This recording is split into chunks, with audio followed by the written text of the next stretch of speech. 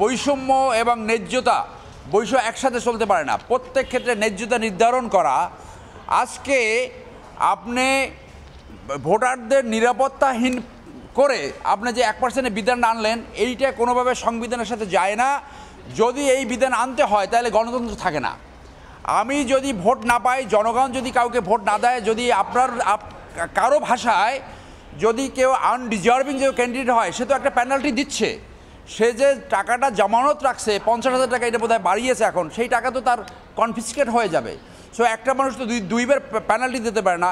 গণতন্ত্র চর্চায় আপনি এই কন্ডিশন দিতে পারবেন না। একটা গ্রুপ অফ পিপলকে আপনি নির্বাচন থেকে সরিয়ে রাখবেন, সেটা সংবিধানের সাথে যায় না, কোনো আইনের সাথে যায় না, এবং এইটা একটা ক্লিয়ার বৈষম্য।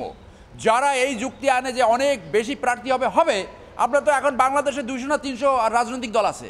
সো যে মনে করে যে জনগণের কাছে আমি পরীক্ষা দিতে নামবো, আমি কয়টা ভোট পাই সেটা জনগণ নির্ধারণ করবে। আপনি এই কালো ল এনে অনেক ডিজার্ভিং প্রার্থী আপনি এখান থেকে এক্সক্লুড করছেন। আর আপনি দলের দলদাস, চাঁদাবাজ, লুটেরা, যারা টাকা লুট করে এমপি হয়ে, মন্ত্রী হয়ে টাকা লুট করে আপনাকে দেবে, তাদেরকে আপনি নমিনেশন দেবেন।